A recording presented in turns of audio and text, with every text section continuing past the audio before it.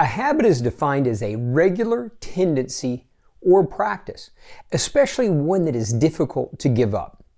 Now, we actually spend tremendous amounts of time and energy, even money, trying to break bad habits. But there's one habit that is probably the oldest and most natural habit, and in my mind, the one that has the most potential to prevent us from truly living a God-powered life. Self-reliance is probably the oldest and most natural habit there is. And it's, in my mind, the one that has the most potential to limit us, to hold us back. Now, by self-reliance, what I'm talking about is that natural tendency for you and I when facing anything significant. In fact, the bigger, the more the tendency is, rather than to truly turn to God for direction and wait on direction, but that tendency for you and I to feel the pressure to immediately work out how we need to handle it, work out a plan, a strategy. Now, we may, depending on the severity, we may ask for God to help, but the focus tends to be on what do I need to do. Now, I say it's the oldest and most natural. Why? Because from the beginning, with the fall of man, there was this separation between man and God. And so no longer was our natural tendency to immediately turn to Him, but rather to turn inward and figure out what we need to do. Now, God designed you and I to have this special relationship with Him. Now, on a side note, let me give you an idea how this works. There's a great story in Genesis 2 where God has made Adam. And He wants him to have companionship. So He makes all the creatures of the earth, birds, animals, you name it. And what does He do? In that relationship, God says to Adam, hey, what do you want to call them?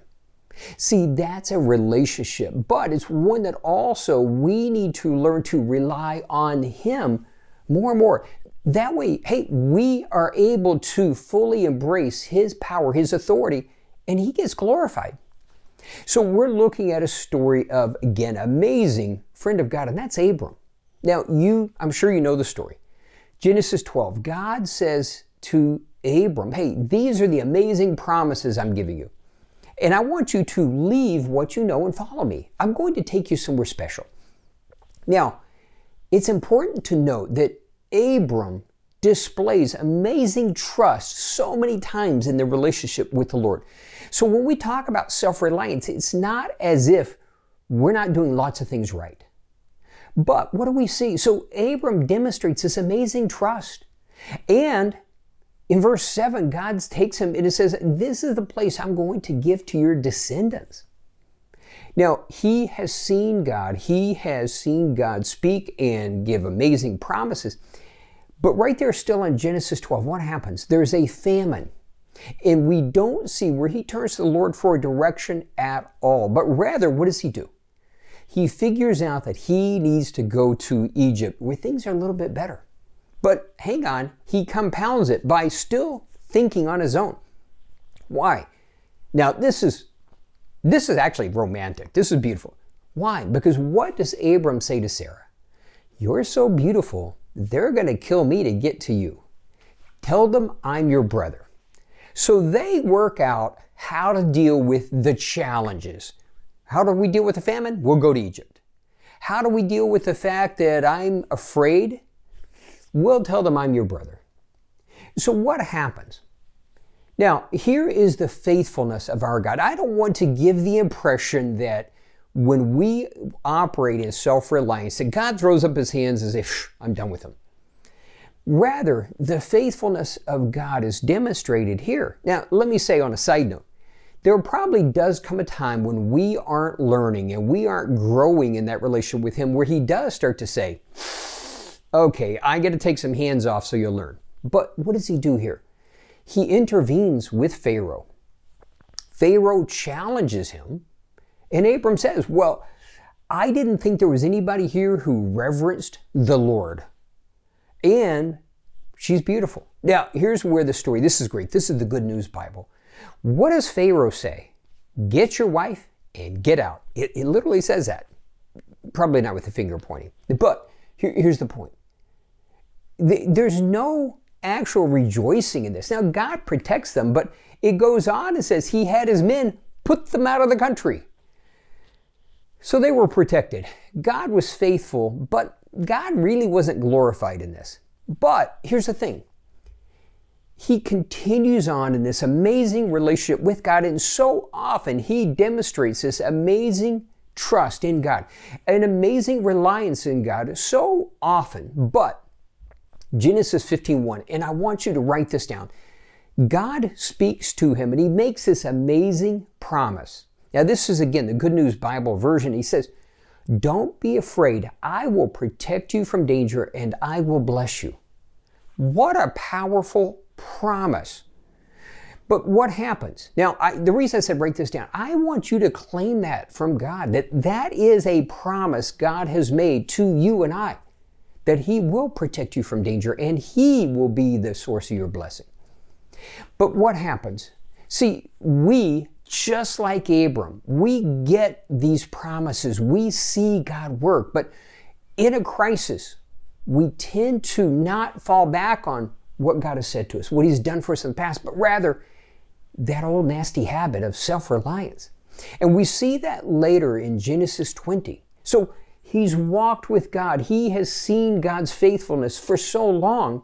He's got these amazing promises, one of which includes, I will protect you from danger. But what happens? Now, not sure why, but he goes down to Abimelech, and what do? They do the same thing they've always done. She's my sister. Abimelech is going to put her in the harem, but again, God in his faithfulness intervenes and in a dream basically threatens Abimelech. Now Abimelech says, I'm innocent. God says, yeah, that's why I'm giving you a warning. What does Abimelech do? He confronts Abram. And how does he respond? And this is where the story gets good. See, the problem is with habits. They become so natural. They become such an automatic response. It's not as if we, on a case-by-case basis, stop and say, how should I respond? And so when Abimelech confronts him, what does he say? He says, this has been the way we've operated wherever we go. So we see two instances, Genesis 12 and Genesis 20, where he said, she's my sister.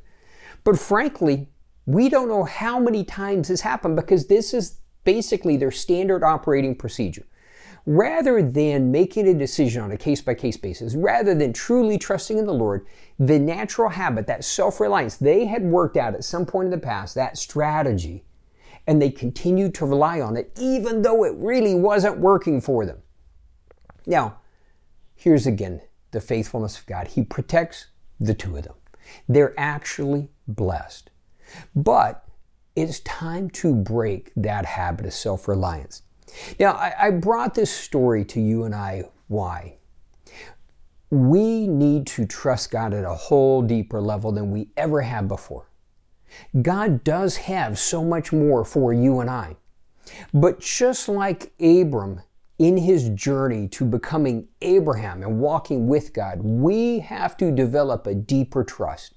And part of the process is us starting to reject things in our life that are not productive. All they do is hold us back and limit us. But some of them are just unconscious. We don't think about them. My challenge to you and I is that we would practice. How do you break a habit? We've got to make the effort. Let's challenge each other to practice seeking the Lord for all of the big decisions. Let's practice waiting on Him, even when maybe there's some pressure to decide quickly. Let's practice waiting on Him, waiting for His direction.